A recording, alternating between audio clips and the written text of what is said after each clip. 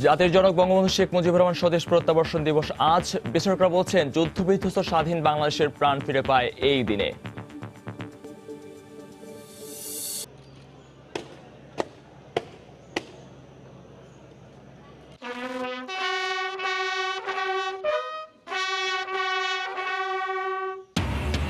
টঙ্গীপাড়ায় জাতির জনকের সমাধিতে প্রধানমন্ত্রীর শ্রদ্ধা। ছিলেন নতুন মন্ত্রীরাও। বললেন যে কোনো চ্যালেঞ্জ মোকাবেলায় সক্ষম নবগঠিত মন্ত্রিসভা। আগামী 1 মাসের মধ্যে পোশাক শ্রমিকদের বেতন কাঠামো পুনর্নির্ধারণের আশ্বাস বাণিজ্য মন্ত্রীর। উদ্দেশ্যমূলক আন্দোলনে ক্ষতি শ্রমিকদেরই বলছেন নেতারা। গণতন্ত্র সূচকে বাংলাদেশের 4 ধাপ উন্নতি। ইকোনমিস্ট ইন্টেলিজেন্সের প্রতিবেদন। দেশের সামগ্রিক উন্নতি অগ্রগতির কারণ বলছেন বিশ্লেষকরা। এবং বন্দরনগরী হলেও চট্টগ্রামে আছে মাত্র একটি বাস টার্মিনাল। বিভিন্ন পয়েন্টে অসহনীয় যানজট। গড়িমসিয়ার সমন্বয়হীনতায় তৈরি হচ্ছে না নতুন টার্মিনাল।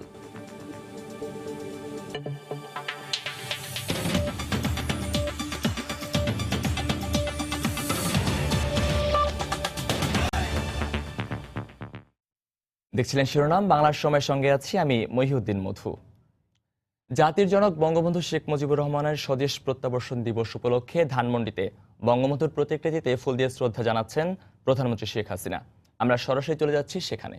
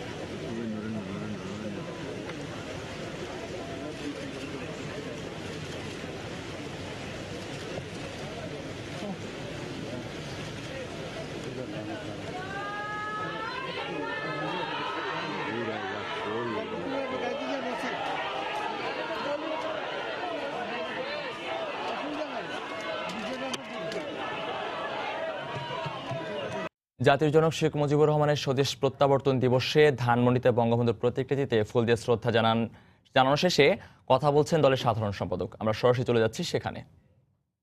ভালোবাসার চেয়ে বড় সম্পদ আর কিছুই নেই, এবং এই শিক্ষা আমাদের নেত্রী দেশরত্ন শেখ হাসিনা থেকেও আমরা এই শিক্ষা পেয়েছি।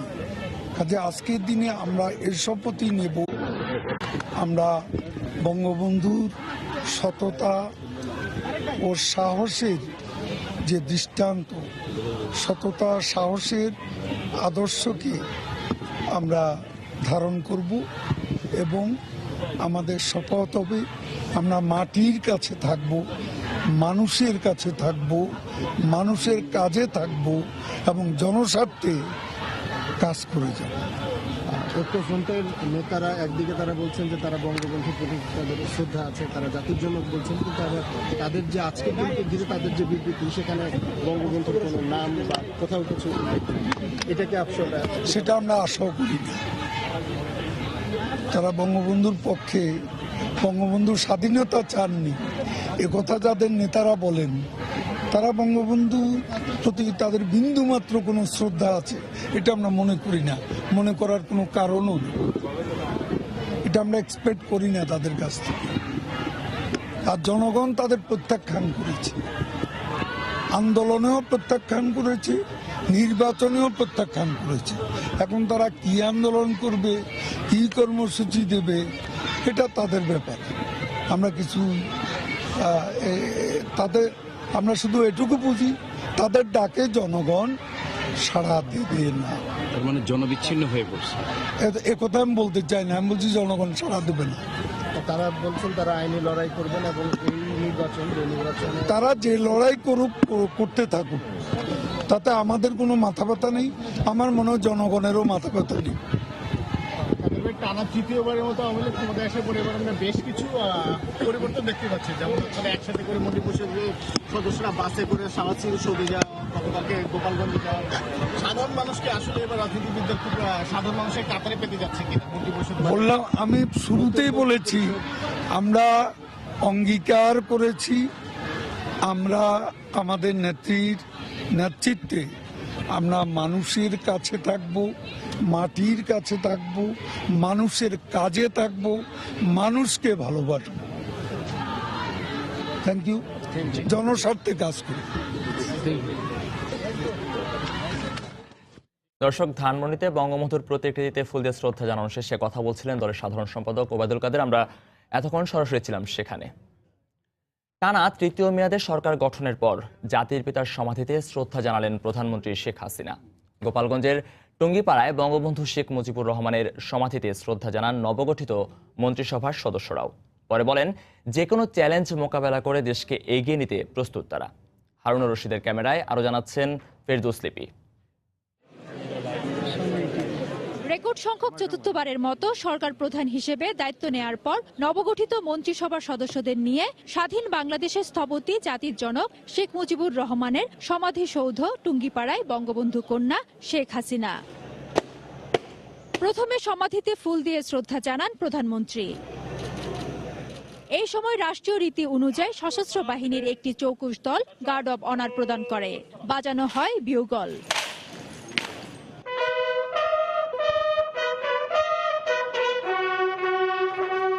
পরে সমাধি প্রাঙ্গণে অনুষ্ঠিত হয় ফাতিহা পাঠ, দোয়া ও মোনাজাত।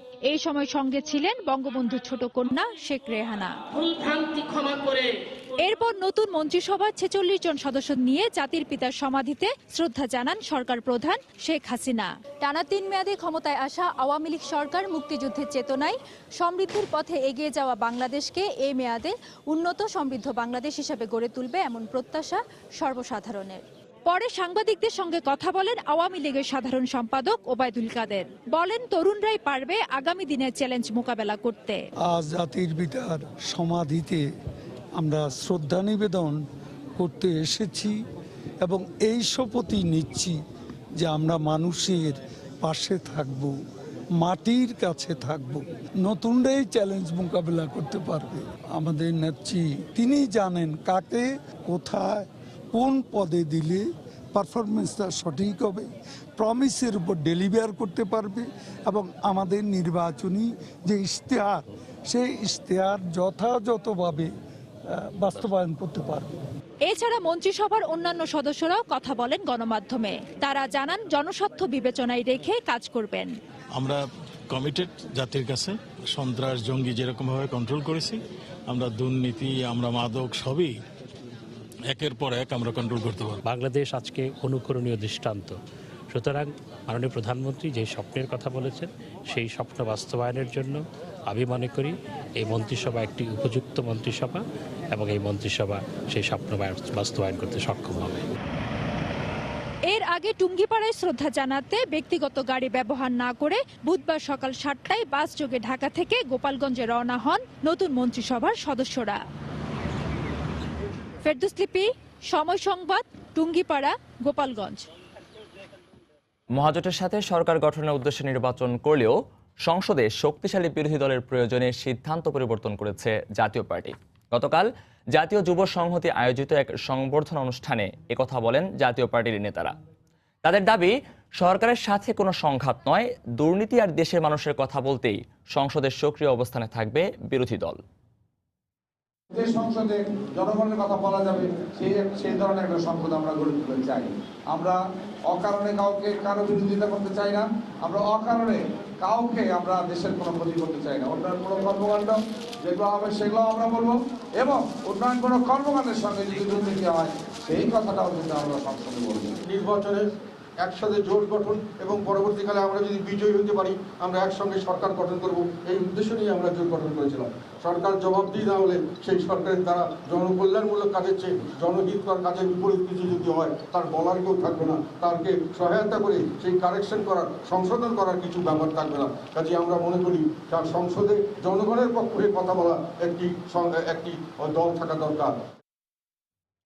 5টি মানদণ্ডে 2018 সালের পরিস্থিতি বিবেচনায় গণতন্ত্রের সূচকে বাংলাদেশের অবস্থান 4 ধাপ উন্নীত হয়েছে।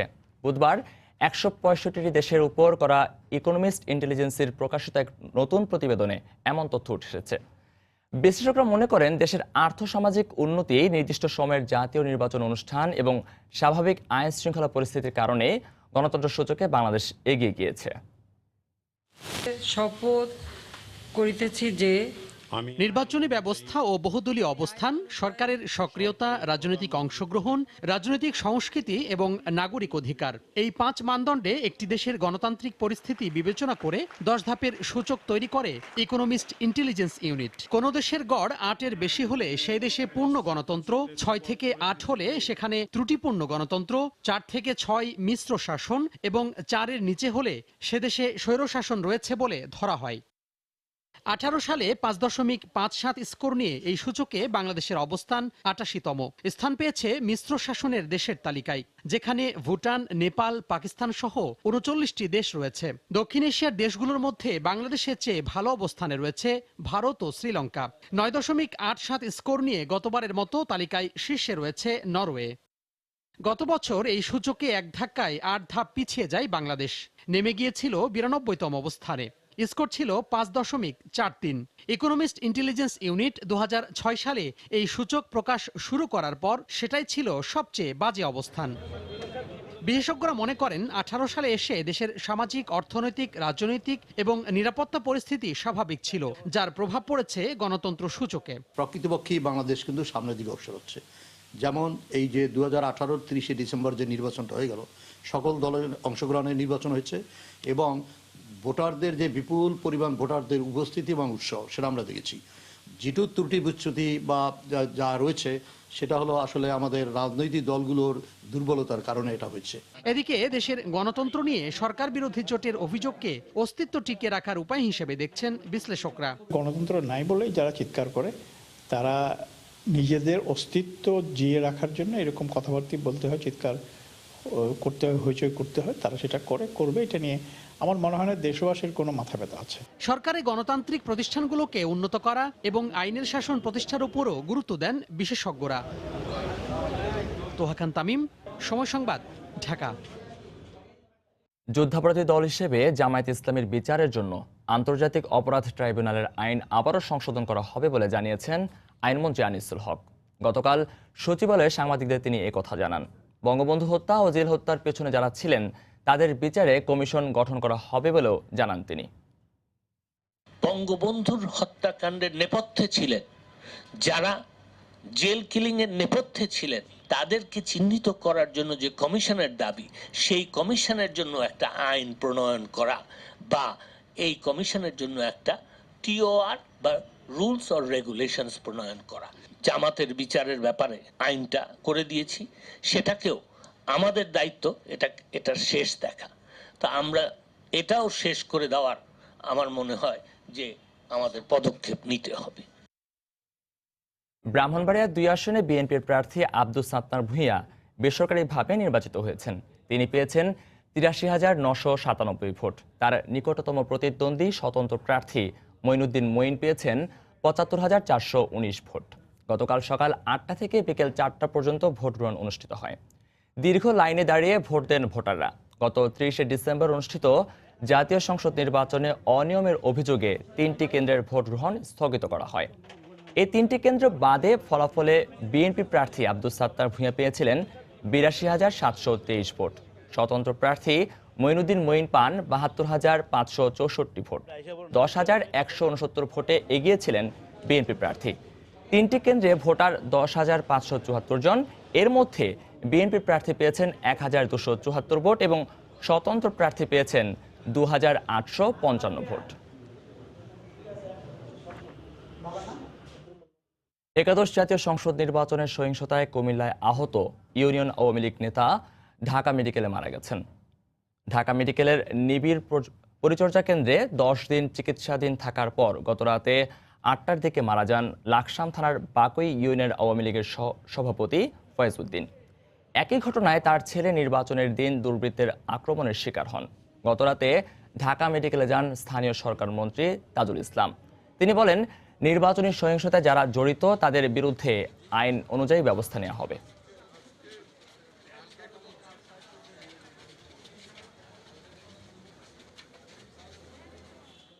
আমাদের এলাকার ছেলেদের থেকে দূরত্বে চলে গেছে, তারা হঠাৎ অতর্কিতভাবে অস্ত্র নিয়ে আমার বাবাকে কোপাইছে, মাথায় পাইছে, অনেক মারছে। আমার বাবা হত্যাকারীদের আমি শাস্তি চাই। আমার বাবারে তারা পুরো পরিকল্পিতভাবে করছে, আমার বাবা কারো ক্ষতি করে নাই। যারা হত্যা করেছে তাদের রাজনৈতিক পরিচয় জামাত বিএনপি বলে এবং তাদের বিরুদ্ধে আইনানুগ ব্যবস্থা নেওয়ার জন্য ইতিমধ্যে মামলা রুজু করা হয়েছে। আইনকে সম্মান প্রদর্শন করে তাদের অপরাধীদের বিরুদ্ধে ব্যবস্থা নেওয়া হবে। বাংলার সময় আরো থাকছে, ডেমরায় 2 শিশুকে ধর্ষণে ব্যর্থ হয়ে হত্যা করা হয়। ব্রিফিংয়ে পুলিশ স্বীকারোক্তিমূলক জবানবন্দি দিল 2 অপরাধী। মানবাধিকার কমিশনের ঘটনাস্থল পরিদর্শন। আগামী 1 মাসের মধ্যে শ্রমিক মালিক প্রতিনিধিদের সঙ্গে বৈঠক করে পোশাক শ্রমিকদের কয়েকটি গ্রেডের বেতন কাঠামো পুনর্নির্ধারণ করা হবে বলে জানিয়েছেন বাণিজ্যমন্ত্রী টিপু মুনশি। এদিকে গেজেট মোতাবেক শ্রমিকদের বেতন দেওয়ার দাবি করে বিজিএমইএ বলছে এ বিষয়ে কমিটির সিদ্ধান্ত মেনে নেবেন তারা। আর চলমান আন্দোলনকে উদ্দেশ্যমূলক দাবি করে আলোচনার মাধ্যমে সমস্যা সমাধানের আহ্বান শ্রমিক নেতাদের। গেল রোববার থেকে গেজেট মোতাবেক বেতনের দাবিতে বিক্ষোভ করছেন পোশাক শিল্প শ্রমিকরা। এই সংকট নিরসনে শ্রমিক মালিক প্রতিনিধিদের সঙ্গে মঙ্গলবার বিকেলে জরুরি বৈঠকে বসে বাণিজ্য ও শ্রম মন্ত্রণালয়। বৈঠকে 1 মাসের মধ্যে সব সমস্যা সমাধানের আশ্বাস দিয়ে শ্রমিকদের কাজে যোগ দেওয়ার আহ্বান জানানো হলেও বুধবার সকাল থেকে আবারও আন্দোলনে নামে শ্রমিকরা। তাদের অভিযোগ, বর্ধিত বেতন পাচ্ছে না তারা। বেতন পাওয়ার কথা 5 তারিখে, আজকে 9 তারিখ হয়ে যায়, এখনো বেতন পাচ্ছি না কেন? আমরা বেতন যদি বাড়তি বেতন পাই তাহলে আমরা অফিসের ভিতরে ঢুকে আমরা ডিউটি করব। এ ধরনের আন্দোলনকে অযৌক্তিক অবহিত করে শ্রমিক নেতারা বলছেন এতে ক্ষতির মুখে পড়েছেন শ্রমিকরাই। কেউ 1 পয়সা কম পাবে না। যদি কোনো জায়গায় এরকম গ্রেড নিয়ে বৈষম্য হয়ে থাকে, আমরা সঙ্গে সঙ্গে সেটা আলোচনা করে সমাধান করতে আমরা সক্ষম হব। যারা এটা করতেছে এটা শ্রমিক স্বার্থ বিরোধী। বিজিএম এর দাবি, গেজেট মেনেই বেতন দেওয়া হচ্ছে শ্রমিকদের, তবে আলোচনার মাধ্যমে সমস্যা সমাধানের আশ্বাস তাদের। ন্যূনতম মজুরি বোর্ড কর্তৃক নির্ধারিত মালিক, শ্রমিক, সরকার এবং নিরপেক্ষ একজন মেম্বার দিয়ে গঠিত বোর্ড যেটা নির্ধারণ করে দিয়েছে সেই হিসেবে তারা পেমেন্ট করছে। ঐকমত্যর ভিত্তিতে যদি প্রবলেম থেকে থাকে অবশ্যই সেটা এই কমিটির মাধ্যমে খতিয়ে দেখে একটা ব্যবস্থা নেওয়া হবে। এই সমস্যাগুলো ঘটছে 25 থেকে 30টা ফ্যাক্টরিতে হচ্ছে উদ্দেশ্য প্রণোদিতভাবে। এদিকে আগামী 1 মাসের মধ্যে বেতন কাঠামো পুনর্বিন্যাস করার কথা জানিয়েছেন বাণিজ্য মন্ত্রী। প্রায় একই ধরনের আশ্বাস দিয়েছেন শ্রম ও কর্মসংস্থান প্রতিমন্ত্রীও। ধ্বংসাত্মক কিছু করে কোনো কিছু সমাধান হয় না, তাই আমি বলবো যেটা হয়েছে আমরা আসলে দুঃখিত। বলতে চাই যে ওনারা যেন শান্ত থাকেন, এর সমাধান হবে। বিকাল 3টা আমাদের এই সভা, শ্রম সচিবের নেতৃত্বে এটা বসা হবে। কোনো অসামঞ্জস্য থেকে থাকে অবশ্যই এটা মেটানো হবে। যদি কোথাও কোনো ইরেগুলারিটিস থাকে, যদি সেগুলো বসে ঠিকঠাক করে 1 মাসের মধ্যে এটা রিপোর্ট করবে এবং সেটা যেটাই করা হবে তাতে যদি কারো বেতন বাড়ে সেই টাকাটা এই এরিয়ার হিসাবে সেটাও দিয়ে দেওয়া হবে। যৌথভাবে মালিক এবং শ্রমিক নেতৃবৃন্দ বলেছে যে এই আলোচনা করে আমরা শেষ করব এবং এই আহ্বানও জানিয়েছে যে আর কোথাও কোনো রকম অপ্রীতিকর কোনো ঘটনা না হয়। অযৌক্তিকভাবে শ্রমিক ছাঁটাই বা বেতন কাঠামো না মানার অভিযোগ পেলে ব্যবস্থা নেওয়ারও আশ্বাস প্রশাসনের। এহসানুল হক শাওন, সময় সংবাদ, ঢাকা। বন্দরনগরী হলেও চট্টগ্রামে আছে মাত্র একটি বাস টার্মিনাল। রাজধানী ঢাকা সহ দেশের উত্তরাঞ্চল ও দক্ষিণাঞ্চলের 64টি রুট এবং দক্ষিণ উত্তর চট্টগ্রামের রোডে যাতায়াতকারী 2 লাখ যাত্রীকে রাস্তার উপর গাড়িতে ওঠানামা করতে হয়। এতে নগরীতে বিভিন্ন পয়েন্টে সৃষ্টি হচ্ছে অসহনীয় যানজট। সরকারি নানা সংস্থার গড়িমসি আর সমন্বয়হীনতার কারণে দীর্ঘদিনেও গড়ে ওঠেনি আধুনিক বাস টার্মিনাল। নুরজামান আতিকের ক্যামেরায় শফিকুল আলমের রিপোর্ট। 1995 সালে নগরীর বহদ্দাহাটে নির্মাণ করা হয় এই বাস টার্মিনালটি। পরে নগরীর কদমতলীতে রেলওয়ে থেকে ইজারা নিয়ে সীমিত পরিসরে গড়ে ওঠে আরেকটি টার্মিনাল। এরপর আর কোনো টার্মিনাল গড়ে ওঠেনি। অথচ নগরীর 60 লাখ লোকের 40 লাখের বেশি অন্যান্য অঞ্চলের বাসিন্দা। প্রতিদিন অন্তত 1.5 থেকে 2 লাখ মানুষ চট্টগ্রামে আসা যাওয়া করে 30,000-এর বেশি যানবাহনে। বাস টার্মিনালের অভাবে নানা সমস্যা আর ভোগান্তিতে পড়তে হয় পরিবহন শ্রমিক ও যাত্রীদের। টার্মিনালের জায়গা কম, এই জন্য কি রাস্তা রাখতে হয়। রাস্তা রাখতে গেলেও তো এই পুলিশে সমস্যা করে। গাড়ির জন্য এখন কোনো কারণে দাঁড়াতে পারি না, যে ভালো একটা জায়গায় দাঁড়াতে পারি না, যাত্রী নিতে পারি না। যেখানে সেখানে গাড়ি দাঁড়াতে হচ্ছে। স্থায়ী কোনো বাস টার্মিনাল না থাকায় দক্ষিণের গুরুত্বপূর্ণ এই শাহ আমানত সেতুর গুলচত্বরকে অঘোষিত টার্মিনাল বানিয়ে রাস্তার উপর দাঁড়িয়ে ওঠানামা করানো হচ্ছে যাত্রীদের। নগরীতে এরকম অন্তত 20টিরও বেশি অস্থায়ী বাস টার্মিনাল রয়েছে। এতে সৃষ্ট হচ্ছে নগর জুড়ে তীব্র যানজট। পুলিশ প্রশাসনের সমস্যা করে, রাস্তায় যানজট হয়, ব্যারিকেড দেয়। কলেজে তাড়াতাড়ি পৌঁছানো সম্ভব হয় না, পরীক্ষায় দেরি হয়ে যায় অনেক সময়। এখানে একটা বাস টার্মিনাল হলে আমরা খুব খুশি হব। আন্তরিকতা ও সরকারি সংস্থাগুলো একমত হতে না পারাকে এই জন্য দুষলেন পরিবহন নেতারা। তাদের মধ্যেও নানা দ্বন্দ্ব আছে। কখনো বলে যে সিডিএ করবে, কখনো বলে যে সিটি কর্পোরেশন করবে। তবে আশার আলো, নগরীর বালুছড়া আর বন্দরের টোল প্লাজা এলাকায় 2টি টার্মিনাল নির্মাণের পরিকল্পনা হাতে নিয়েছে সিটি কর্পোরেশন। শফিকুল আলম, সময় সংবাদ, চট্টগ্রাম। কক্সবাজারে গুলিতে 2 জন নিহত হয়েছেন। পুলিশ বলছে নিহতরা মাদক ব্যবসায়ী, মারা গেছে বন্দুকযুদ্ধে। এ সময় ঘটনাস্থল থেকে অস্ত্র, গুলি ও ইয়াবা উদ্ধার করা হয়েছে। পুলিশ জানায় তালিকাভুক্ত মাদক ব্যবসায়ী এবং একাধিক মামলার পলাতক আসামি আব্দুর রশিদ ও আব্দুর রহমানকে গতকাল বিকেলে গ্রেফতার করা হয়। পরে তাদের দেওয়া তথ্য অনুযায়ী অস্ত্র উদ্ধারের রাতে সাবরাং ইউনিয়নের ঘুরের মুখ এলাকায় যায় পুলিশ। এক পর্যায়ে আসামিদের সহযোগীরা গুলি করলে পুলিশও পাল্টা গুলি চালায়। গোলাগুলির এ পর্যায়ে মাদক ব্যবসায়ীরা পালিয়ে যায়। এ সময় 22,000 ইয়াবা, 5টি দেশীয় তৈরি বন্দুক এবং 22টি গুলি উদ্ধার করা হয়। পরে গুলিবিদ্ধ আব্দুর রশিদ ও আব্দুর রহমানকে উদ্ধার করে টেকনাফ উপজেলা স্বাস্থ্য কমপ্লেক্সে নেওয়া হলে কর্তব্যরত চিকিৎসক তাদের মৃত ঘোষণা করেন।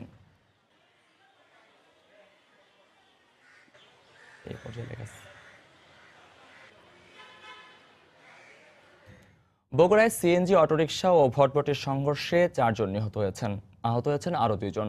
বুধবার সন্ধ্যায় সদর উপজেলার মানিকচক এলাকায় এ দুর্ঘটনা হয়। পুলিশ জানায় গতকাল সন্ধ্যা 7টার দিকে মাটিঢালি মোড় এলাকা থেকে যাত্রী নিয়ে ছেড়ে যায় একটি সিএনজি অটোরিকশা। এটি ঘটনাস্থলে পৌঁছালে বিপরীত দিক থেকে আসা একটি ভটভটির সঙ্গে সংঘর্ষ হয়। এতে ঘটনাস্থলেই 2 জন নিহত হন।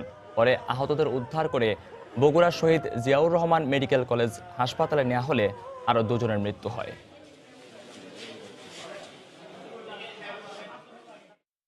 সিএনজি এবং এটি কাঠবোঝাই নসিমনের মুখোমুখি সংঘর্ষের ঘটনা ঘটে সিএনজিটি নিচে পড়ে যায়। পড়ে যাওয়ার পরে সেই সিএনজির যাত্রী 4 জন ঘটনাস্থলে এবং হাসপাতালে নেওয়ার পথে বা পরে মারা যায়। এই ঘটনার পরিপ্রেক্ষিতে আইনগত ব্যবস্থা নেওয়ার প্রক্রিয়া চলছে এবং প্রকৃতপক্ষে আসলে কার এখানে দোষ ছিল সে বিষয়টা উদ্ঘাটন করার চেষ্টা চলছে।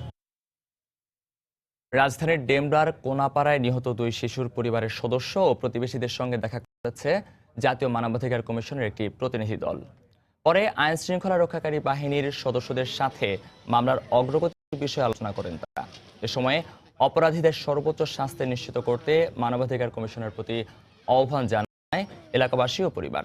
গতকাল বিকেলে লাশ দাফনের পর ডেমরা থানা পুলিশও ঘটনাস্থল পরিদর্শন করে। তারা জানান মূল আসামিদের গ্রেফতার করা হয়েছে। শিগগিরই তদন্ত প্রতিবেদন আদালতে উপস্থাপন করা হবে।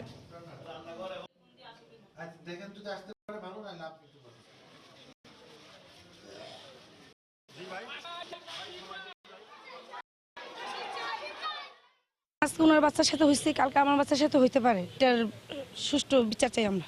আর কারো বাবার যাতে খালি না হয়। আমি যন্ত্রণায় ভুগতেছি, কতটা কষ্ট করে আমি পাইতেছি। আইনের কাছে মনে করেন যে একটা এই দাবি আমার, এইটার সর্বোচ্চ বিচার ফাঁসি চাই। বিজ্ঞ আদালতের সুপার্দ করে তাদের স্বীকারোক্তিমূলক জবানবন্দি রেকর্ড করা হয়েছে।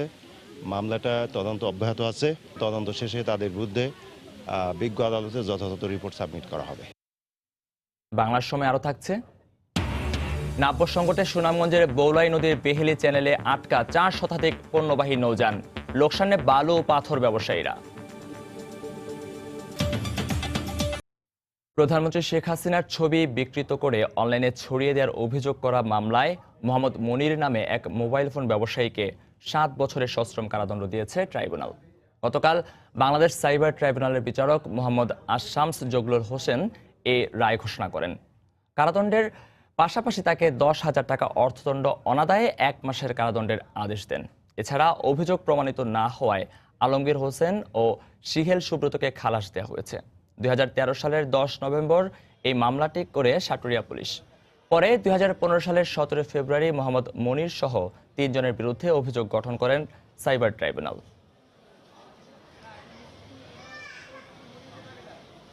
পটুয়াখালীতে নিখোঁজের 4 দিন পর এক জেলে লাশ উদ্ধার করেছে স্থানীয়রা। গতকাল বিকেলে কুয়াকাটা সংলগ্ন চরবিজয় সমুদ্র উপকূল থেকে তার লাশ উদ্ধার করা হয়। নিহতর স্বজনরা জানান, গত বৃহস্পতিবার রাতে ট্রলার নিয়ে সাগরে মাছ ধরতে যান গাজী রিয়াজ সহ 5 জেলে। শনিবার রাতে একসঙ্গে ঘুমালেও রোববার সকালে রিয়াজকে খুঁজে পাওয়া যায় না। এ সময় এলাকাবাসী রিয়াজের সঙ্গে থাকা 4 জেলেকে আটক করে। এ ঘটনায় মহিপুর থানায় অভিযোগ দায়ের করলে পুলিশ বিভিন্ন জায়গায় খোঁজ করতে থাকেন। সবশেষ বুধবার বিকেলে অন্য জেলেরা মাছ ধরে সাগর থেকে ফেরার সময় রিয়াজের লাশ ভেসে থাকতে দেখেন। খবর পেয়ে ঘটনাস্থল থেকে লাশ উদ্ধার করে মহিপুর পুলিশ। নাটোরে কারিগরি শিক্ষা বোর্ডের পরীক্ষায় জালিয়াতি করার অভিযোগে শিক্ষক সহ 11 শিক্ষার্থীকে আটক করেছে পুলিশ। উদ্ধার করা হয়েছে 370টি উত্তরপত্র।